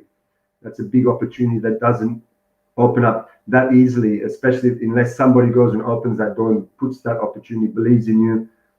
That's something that's been very impressive, I think, and we learn a lot from that as well. So we're rejoined by Elliot. Elliot, are you there? Yeah, I hope so. Can you There hear we me? go. Yeah, much better. So we were just talking about like over the course of your experiences with the group and with Mastery, like if you have any memories that come like to the top of your mind as like the most special ones that you remember, or just the ones that you remember in general. But maybe before you talk about that, maybe we could go back to the question. You could share just a little bit first about like your connection to Mastery, to the group, and just a little bit, I guess, about how things developed in New Zealand. Yeah, thanks. And sorry for the disruption. And congratulations, Kapura ECAMAR. Because I do feel like I've been on the outside for a long time. It's really cool listening to your stories about the beginning in Sydney and Melbourne, because actually I remember, I think it was the event in 2007, I came over for the first time, and it was in your academy. You had your own space, and it was a beautiful space. It was blue and yellow, and the pictures of the mysteries on the wall, and meeting you all for the first time. So you, George, and Roland, and Aranya, and Violeta, and all these people. And yeah, because before that, there was no connection with Capoeira in Australia. I had heard of this guy, Geronimo, but we weren't traveling to Australia for events or anything. I was part of Capoeira Manchingo with Mr. Bravo, and a lot, for most of my Capoeira life, I've been part of that group, and visiting Capoeira ECAMAR events. I especially remember that event because I feel like the capoeira itself was quite difficult. Like it was, I feel like we thought that we were playing capoeira Angola, and then the feedback was you're not playing capoeira Angola, or that was the general vibe. Whereas on the social side, it was very social, and actually parties outside of the I remember, I won't talk about it actually, but there were some good parties after the event, after the classes. But yeah, I guess also like just in general, like I feel like I probably never thought that I was going to join the group ECAMAR, but I feel like it's been more of a direct relationship with Mestre, and that's what's developed over time, and getting to know Mestre, getting to know his philosophy, getting to know the capoeira. As he said, he came to New Zealand at least once a year, if not twice or three times. And yeah, the first time that I met Mestre, I was part of a Maracatu group, and my friend Tassiano was part of the group, and he'd just come back from Brazil, and he said, I met this Mestre of Capoeira. I want to bring him to the class and so he can meet you. And I was like, oh yeah, where's he from? What's his name? Hoshino? No, I've never heard of that. Are you sure it's Capoeira Angola? And because we we'd always heard of stories of Mestre de Avial, the guy who gets on a plane from Brazil and gives himself a Mestre title and starts teaching in Australia and New Zealand. And I think when I first met Mestre, it was this guy I've never heard of. I don't know your lineage, Mestre Virgilio. I think you were in New Zealand for the visa, so you were trying to sort out your visa. Yeah. And I think it was gradually maybe over a year at least, like just getting a sense of who you were. And I think part of just learning a bit of the story about, for us, we'd always heard about Bemba and Pastinho, and actually hearing about a different lineage and actually a different stories of the tradition in Salvador of Capoeira Angola. And I think I think for me it's like, Mestre, you've been very influential for Capoeira New Zealand, Capoeira Angola, and I know for Capoeira Mandinga as well. And I think for me, there's special times apart from social times have been, yes, I think some really key interventions in terms of teaching, and even not just in class, but outside of class. And I remember one moment, for example, where you were there for an event early on, and for some reason Brabo wasn't there, or I was playing the gunga in the hara. I think it was part of a workshop, and I stood up to into the hora to have a game, and I gave the gunga to another student, and I think our eyes met across the hora, and I just realized, you know, it was like a lesson for me. Actually, who do you give the gunga to? Like, you don't just give it to anyone. And he didn't need to say anything. I think we talked about it afterwards, but you know, it was just these moments where I feel like, oh yeah, I just learned something in that moment. And yeah. Yes, and I guess at the moment, so I've been a student of, I've been part of the ECAMAR family for 3 years now, and I really appreciate it. It was a very natural progression after all, and we've had a very small class of beginners, and sometimes 2 students, 1 student, 0 students, and at the moment we've got a cool small group of beginners, really. Yeah.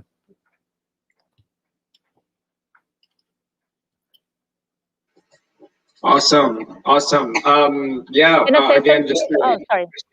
Yeah. No, go ahead. I was just gonna comment on, like, again, I just learned a lot about how things progressed for you, Elliot, and for the group, and just, you know, I think we all have those like little stories about the nonverbal interactions where Master manages to teach us a lesson. But yeah, go ahead, Fernando. Go ahead. Yeah, so it's hard to tell the almost 10 years in 5 minutes. So I am sure I missed a lot of important things. I'd like to say, first of all, thank you so much, Mestre. Since I arrived in Australia, you have been for the first year, 2 years, my only friend actually in Australia. You gave me a lot of support.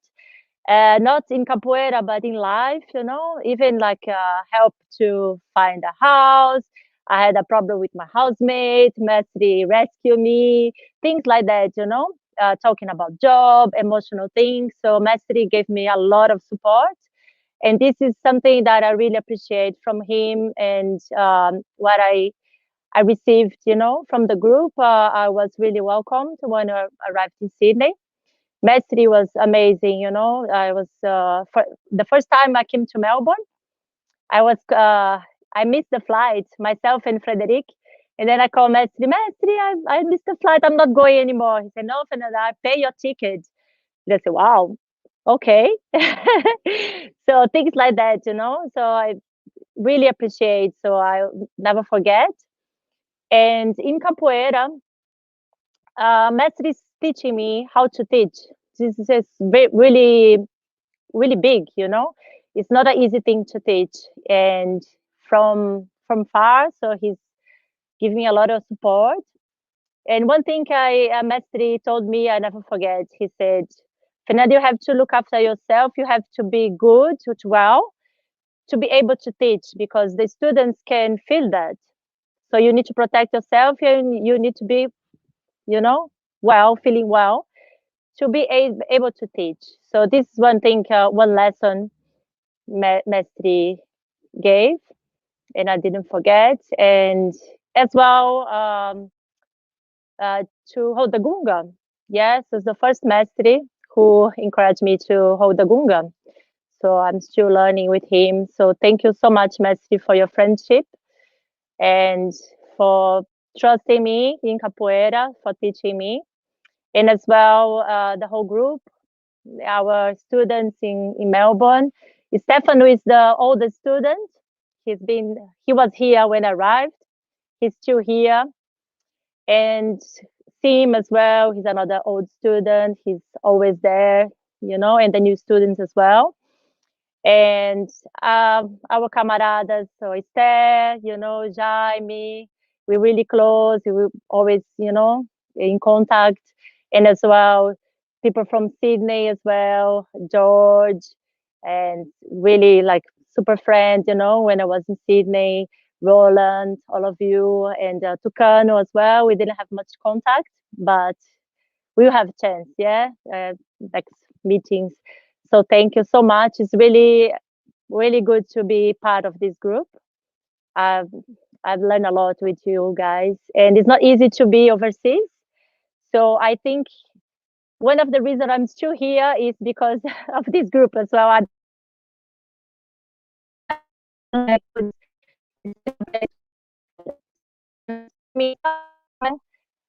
I have him, you know, to continue my capoeira. And I knew him before. I knew Mestre Virgilio before. I knew it was a good lineage to follow, you know. So yeah, that's the most important part for me. Thank you so much, guys. You should talk to Tucano before that time about this. Yeah, we met in Salvador, yeah, Tucano. No, you should tell Tucano in 2007 then.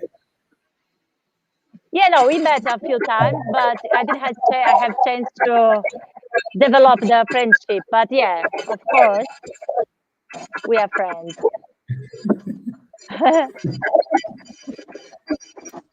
I think you met Calvin before in Brazil, maybe.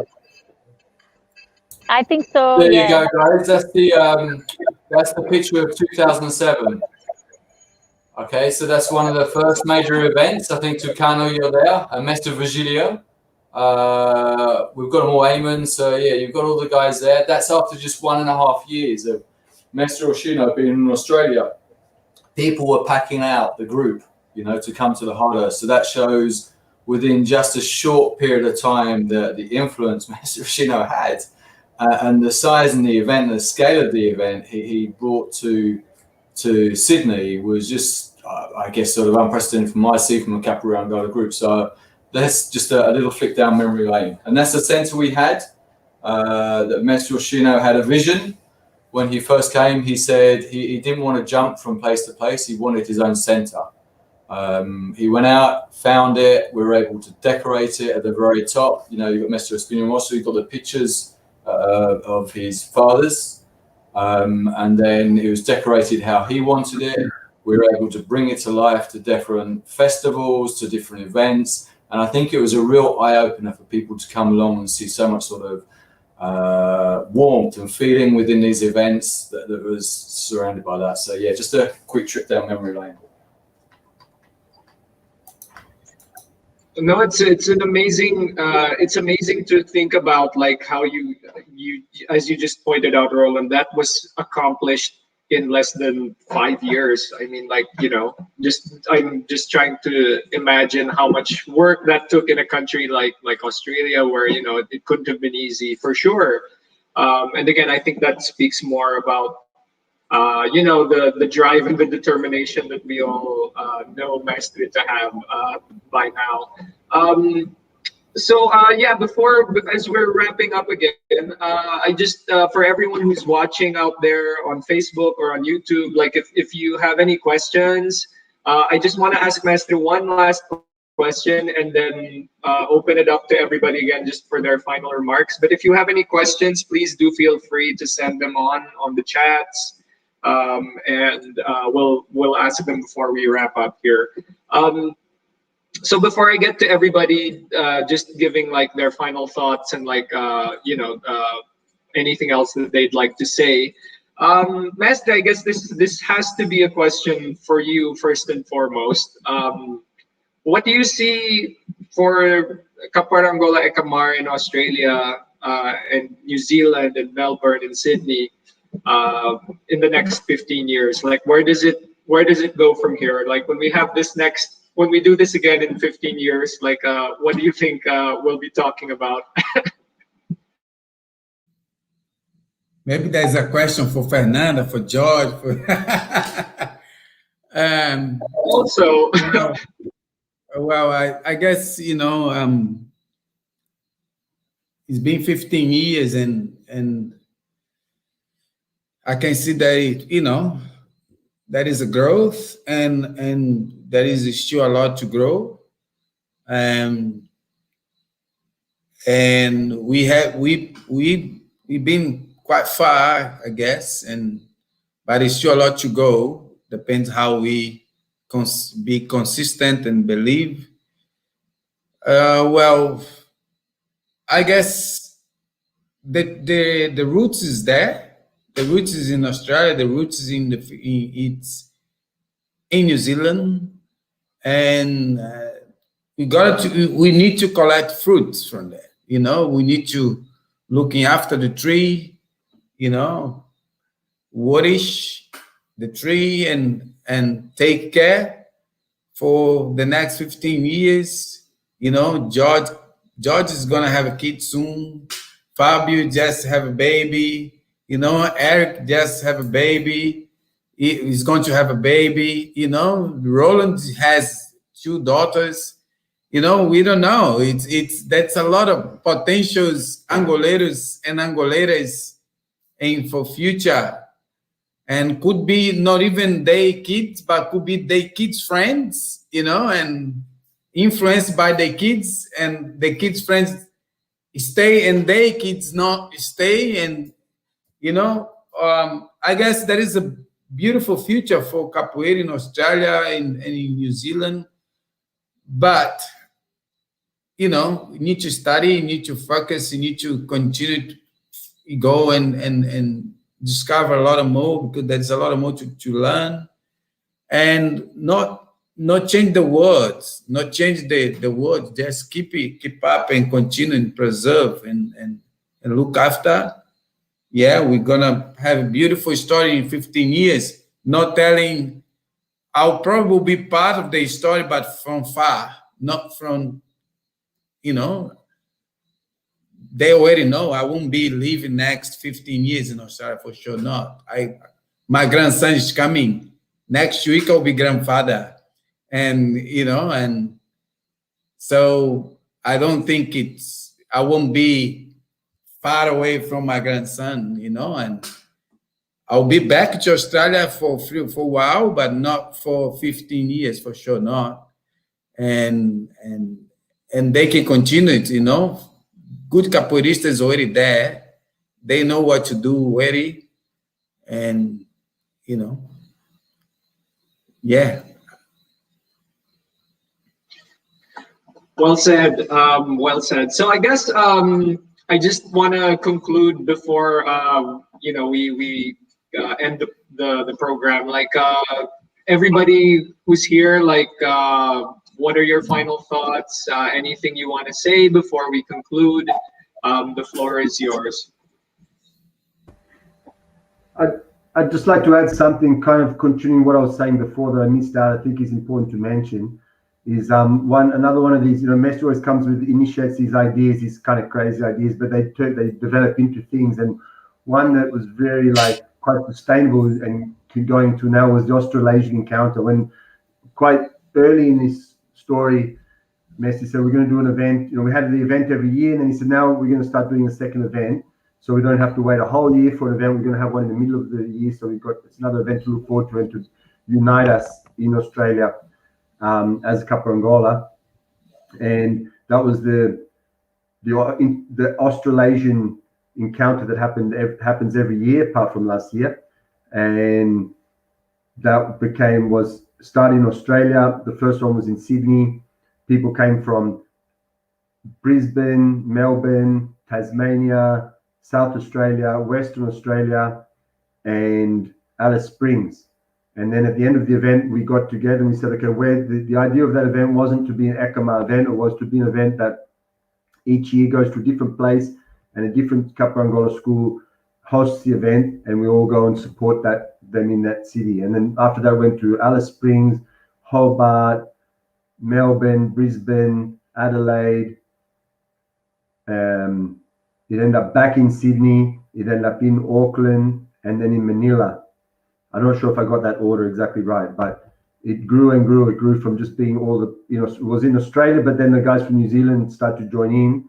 So we said, okay, now we should go to New Zealand. And then Jamie started to come to that event as well. So we said, okay, let's go to Manila as well. So it became a bit bigger, and not so much bigger, but it circulated around all of those places, all of those cities, and still does. It was interrupted last year, but that was otherwise would have happened.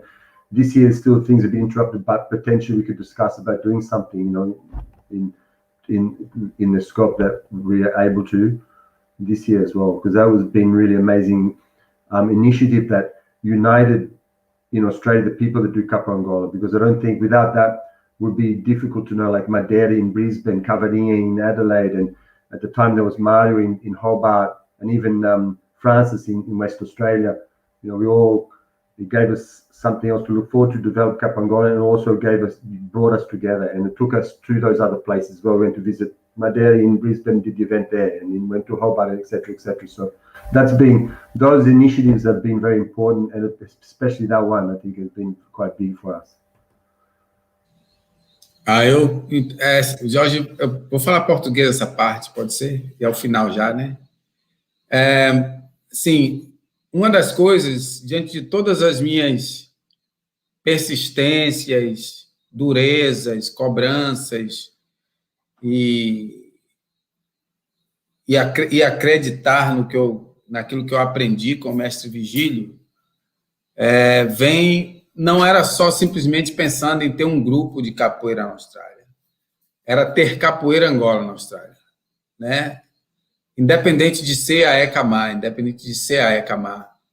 quanto grupo, mas que as pessoas, que outros mestres ou mestras que fosse à Austrália, chegasse lá e encontrasse capoeira Angola, encontrasse um trabalho no país que dialogassem com ele bem diferente do que eu encontrei, né? Então, a minha preocupação era muito grande nesse sentido de que não era só para mim, não era só para o meu grupo, era uma coisa muito mais coletiva para que, né? E assim também para os meus alunos, aqueles que tivessem oportunidade de treinar ou de passar um tempo comigo, fosse para qualquer lugar do mundo e pudesse jogar capoeira e dizer, eu jogo capoeira Angola. E as pessoas olhar e reconhecer, é realmente capoeira Angola. Então, isso era uma preocupação, sempre foi uma preocupação minha, ela não vai deixar de existir, né? Então, eu acho que esse era um dos grandes elos da minha jornada, né? E dizer que assim, para aproveitar e finalizar a minha parte, muitas pessoas que, assim, eu estava aqui pensando, refletindo, né? Figuras como Chiara, por exemplo, né? Hoje a gente discute aqui no Brasil, a gente tem discutido bastante sobre o embranquecimento na capoeira, né? E aí, eu, por exemplo, figuras assim, todos meus alunos são figuras que eu tenho muito respeito, admiração e acredito neles, independente da etnia racial deles, né? Meus alunos são meus alunos e eles estão comigo porque acreditam na causa da capoeira Angola, mas figuras como Chiara, assim, Chiara, por 5, 6 anos, ela dedicou a vida dela à capoeira, assim, né? Então, assim, ela estava ali do meu lado, lutando para botar uma coisa que ela estava aprendendo, ela nem sabia de fato o que era, mas ela acreditou nisso, né? Então, assim, a história da capoeira na Austrália, ela vai chegar a 30 anos, mas não pode esquecer da capoeira Angola, por exemplo. Não pode esquecer dessas figuras, né? Como Chiara, que fez tanto pela capoeira Angola na Austrália, fez muito pela capoeira Angola. Ela não era nada, tipo, como treinel, capoeira, mestra ou contramestra, mas ela assumia papéis, assim, ela estava ali, né? Então, os meus agradecimentos, falei com ela semana passada, até, na verdade, assim, meus agradecimentos a Chiara, assim. De tempo em tempo ela me liga, mestre, onde está? Como é que está? Né? E eu acho que isso é muito, muito grande, muito grandioso. Então, cara, assim, se um dia ela assistir essa live, que Chiara não gosta desses negócios, Chiara é nega velha, ela não gosta desses negócios. Se um dia ela assistir, eu quero, Chiara, que você sabe que eu sou muito gratificado, eu sou muito, né, ele tem um apreço, um respeito, assim, uma admiração muito grande, né, porque essa, sim, sabe contar a história do começo até o meio ali, porque ela conviveu de perto, ela que viu eu chorar, ela que viu eu sorrir, ela que viu eu brigar, ela que viu eu fazer amizade, assim, Chiara, todo respeito e admiração, que é assim, e uma capoeirista muito, muito bela, né, ela tem uma capoeira muito singela, nasceu na Austrália. Então, assim, gente, ó, foi emocionante, eu estava aqui, né, me emocionando o tempo inteiro, segurando, ouvi Estelita falar, ouvi, né, Tucano me entrevistou, quando ele me entrevistou, eu falei, esse cara quer ser meu aluno e não quer assumir, né, assim, as perguntas deles, eu falei assim, né? Mas eu sempre percebi ele ali comigo, sempre percebi. De todos que eu ensinava na Nova Zelândia, eu via no Tucano o meu aluno, sempre tive isso, né? Foi muito presente. Eu disse para ele isso hoje, né? Fernanda, capoeiristona aí de muito tempo, de muitos anos, que eu conheci aqui nas rodas, que ela vinha com o mestre Lúcio Bobó, com o mestre Virgílio, e depois a gente se conheceu de fato em São Paulo, né? Então, assim, te dei aquela confiança porque eu sabia do seu potencial, sei do seu potencial, né? Então, você merece tudo que foi dado, né? E a Jorge, Fabrício, Roland e os demais, assim, me toleraram até aqui, né? Agora me tolerem mais um pouco, né? Eu sou como manga, eu vou amadurecendo, eu vou envelhecendo, ficando mais doce, viu? Então, assim, então me tolerem mais um pouco, né? A jornada é longa, mas é gratificante, é bonita, né? E os que estão chegando, né, vão aprender com vocês, e eu confio em vocês, eu sei que vocês vão levar um trabalho como esse para frente, né? Sempre confiei, e agora eu confio muito mais. Então, assim, obrigado, Jaime, obrigado pela ideia de botar isso junto, de fazer acontecer, tá? Foi muito forte para mim viver toda essa história, relembrar um monte de coisa, mas isso é história, isso é vivência, isso é parte do que a gente construiu juntos, do que a gente viveu juntos, e todos os erros foi tentando acertar, né? Eu sou mestre de muito tempo, mas eu também erro, também sei que eu erro, sei que eu não acerto em tudo, né? E tudo é tentando acertar, é tudo tentando caminhar, e esse processo é interessante, que a gente cresce com tudo isso, né? Então, assim, um abraço apertado a todos, logo eu estou de volta, se Deus quiser, né? E a gente vai estar junto por mais um tempo, né? Por mais um tempo. Eu disse para o Roland, vou ficar 12 anos, e ele me segurou por 15 anos, né? Mas agora não vai ser por muito tempo, né? E gente, ó, beijo no coração de vocês todos. Um abraço, mestre. Obrigada. Volta logo, mestre. George, did you wanna, or did How about I start and then you fill in the gaps? tag team? So, yeah, go ahead. So Mestre was saying that these ideas that he comes up with, and the expectations that he has, and the things that he pushes for and that he insists on, is not always been about having his group or having a group here in Australia. It's been about Capoeira Angola in Australia. That's always been his focus, and something that's been important is that Capoeira Angola established itself here, not just for himself, but for other people. If someone's coming, like if a mestre is coming over from Brazil, they're going to come and see that the Capoeira Angola exists in Australia, that is there for everyone. So that anyone who's learned Capoeira Angola here from mestre, or learning, anywhere they go in the world, they're going to be able to play Capoeira, and say, I know how to play Capoeira Angola, and go to a hut of Capoeira Angola in the railway and be able to enjoy Capoeira Angola. So not just for his group, for ECAMAR, but for the sake of Capoeira Angola in Australia.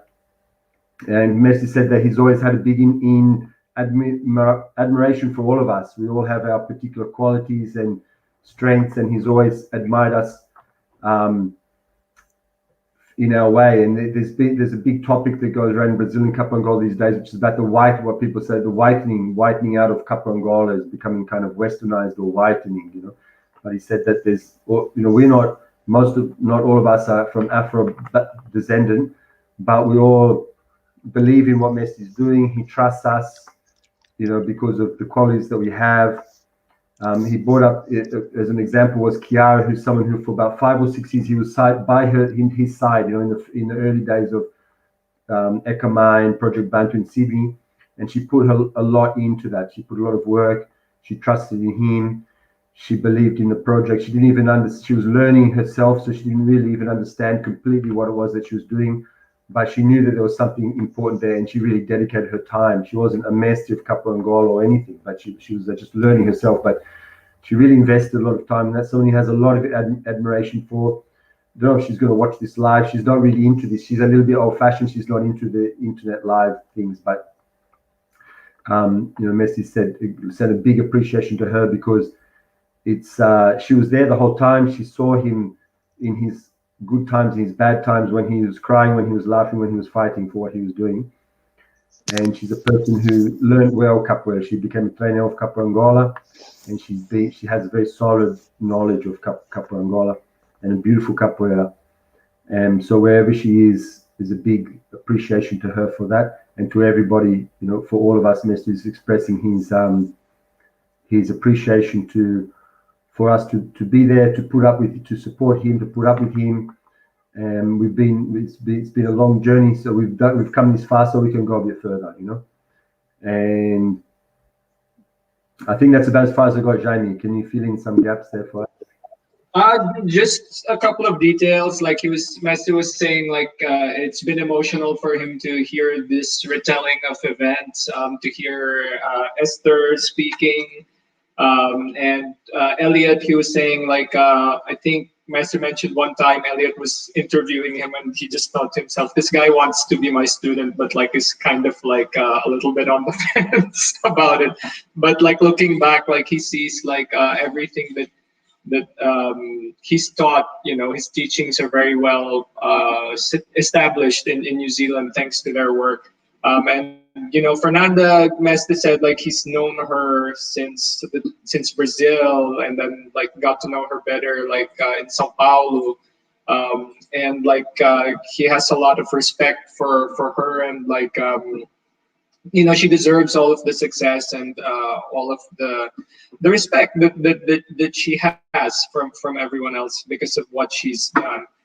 And then he was saying to George, to Roland, to Fabrice, you put up with him for this long, you can put up with him just a bit more.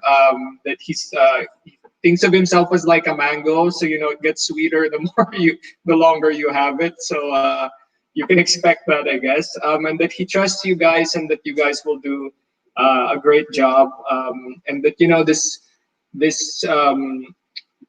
this has been a process for him, hearing all of these things and the history, and but it's something that it needs to be relived almost. It needs to be retold. And that there have been mistakes in the past, but we always try to correct them. And he's a mestre, but he's also still somebody who makes mistakes, and that's why this is all a process of learning. And that God willing, he'll be back really soon. So yeah, I don't know if anyone has any, I guess, final words, really quickly, just to say a quick piece. I'm just going to say, just one thing. Obviously, thank you for everything. Thank you, Mestre. I just want to actually just have one comment that this was Mestre Gatto many years ago said to me. He said, "Look, at some point you have to give back to capoeira what you take out." And those words, I guess, resonate through everything from today. And if you look at a farmer, for example, they'll say the same about the land. You have to give back to the land. An Aboriginal will say you have to give back to earth what you're taking out all the time. So I think what Mestre Oshino has instilled with us is exactly that philosophy all the time. And I think if we continue to use that, give back what we take out, Capoeira Angola, ECAMAR will continue and get stronger and stronger for the next 15 years.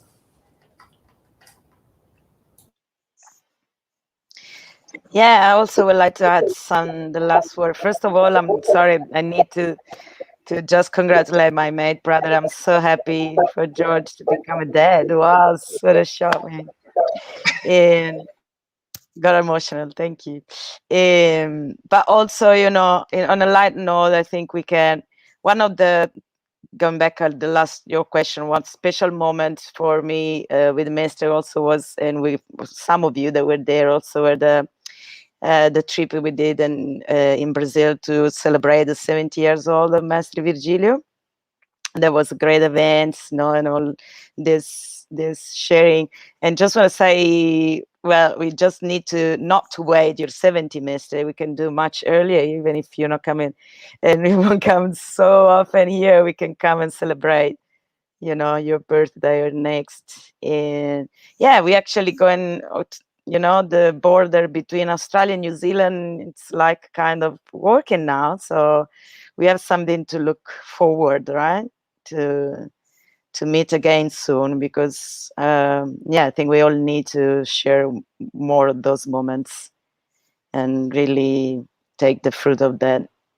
And again, thank you so much for all these past years, in and out, or hard and easy, and your inspirations and your work has been so important for my personal journey. So thank you all. Thank you, Mestre. And I hope to see you soon at Vadiando na Roda. Honestly, I just can't wait to do.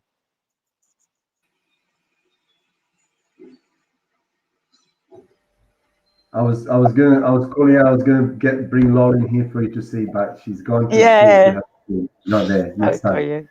Yeah, thank you, Esther.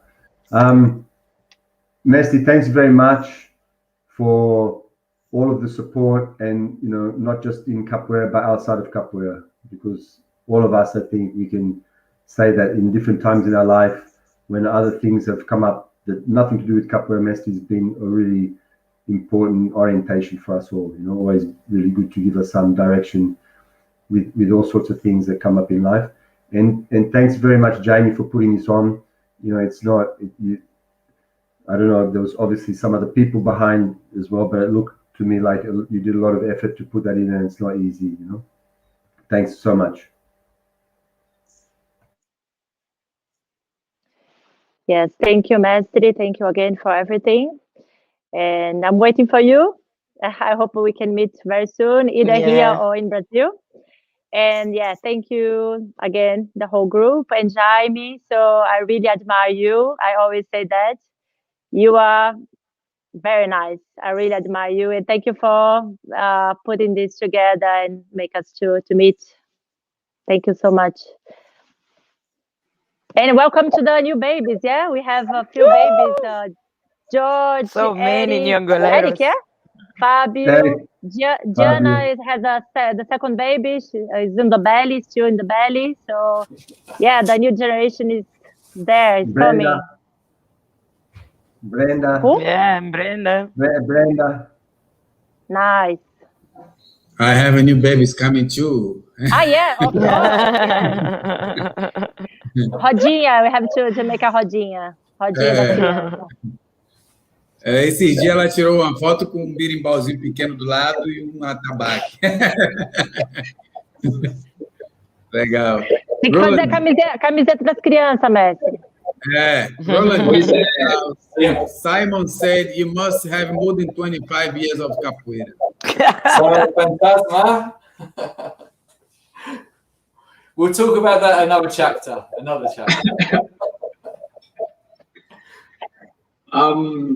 Mestre Fantasma, um abraço. Se estiver ainda aí, meu velho, um abraço. Obrigado, Mestre Fantasma. Obrigado. Wow, so much has been said. One of the reasons why I thought it was important to do this, like for the Philippines and for Australia, because I'm just hearing we only talked about it. We and living it is definitely so much more of an experience. And so I feel like the event was great, and it helped me at least understand the journey a little bit more from each of you.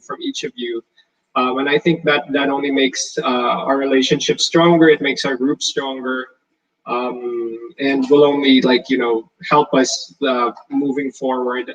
And for me, just to say thank you to everybody, to Mestre, and to all of you for sharing and for keeping on, because obviously your work has affected our work here, and I believe that. I think by going on, we all support each other in a way. So thank you very much. I really enjoyed listening to all of you guys today, and we're still on time, more or less. So success on that front too, and just wonderful to see all of you, to be with all of you on this platform. And yes, sign me up. In about 15 more years, we'll do this again. Legal. Massa, valeu, Jaime. Um abraço a todos. Galera, hoje à noite para vocês, Também. Capoeira Angola, valores civilizatórios afro-brasileiros, vai ser massa, não percam, tá? Vai ser massa. Esse Instagram ou no Facebook, same thing, Facebook, my Facebook, ECAMAR Facebook, and YouTube. What time? I think it's both. Start 10 a.m. here. Start 10 a.m. here with Mestra Janja and my user. That's the first So two. 11 p.m. in Sydney. And the raffles, check out the stuff on the raffles, guys. I was just talking to Master about it before. Yeah. Cool. Thank you. Thank you, everybody. Thank you. See you soon. Valeu. Thank you, We can guys. still donate, yeah, Mestre. Capoeira Contra a Fome, you can still donate, yeah? E quem still donate Capoeira Contra a Fome, you know, the link is on Facebook, Capoeira Contra a Fome page, and Instagram. And the event tomorrow is from 10 a.m. to 7:30 p.m. So you go sleep and wake up, you still have event going on, and it's a lot of good stuff is gonna happen. Or don't sleep. Or don't sleep, yeah. Or don't sleep. Sleep on Sunday. All right. Bye, everybody. Valeu. Bye. Valeu.